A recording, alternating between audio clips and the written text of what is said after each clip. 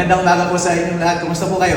Ayos naman po. Ako po ay nagagalak at babalik na ulit ako dito sa ating bayan pagkagaling ko sa Maynila. At ako ay natutuwa at nakikita ko kayong muli dito. Napakagwapo at napakamaganda ng aking mga kababayan dito sa ating probinsya. Maraming salamat po sa pribilehiyong ito.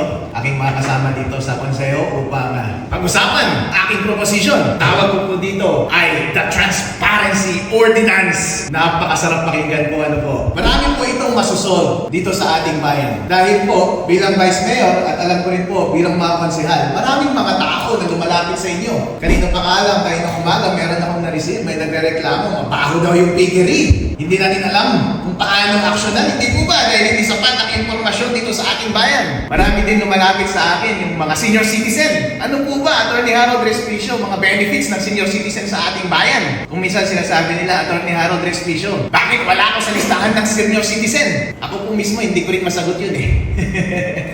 Meron din po nagsasabi, Atty. Harold, meron pong nagawa, dapat nabakod dito sa likod ng aming paaralan. Sa pagkakaalam ko po ay part yan ng project ng ating bayan. Pero hindi niya rin po masagot kung bakit hindi nagawa iyon. Marami din pong lumalapit sa akin na nagsasabi, Atty. Harold Respicio, bakit ang mahal ng aking binabayaran sa pamilya? Bakit ang mahal ng aking binabayaran sa business tax? Paano po ba makapag-avail ng benepisyo ito? Atty. Harold Respicio, bakit po hindi ako kasama sa mga listahan ng beneficiary ng mga ganitong programa ng ating bayan? Kung papakinggan po natin itong mga tanong na ito, ang hirap pong sagutin ano po. Pero po, ang sagot lamang dyan ay dapat may transparency sa pagpapatakbo ng ating gobyerno.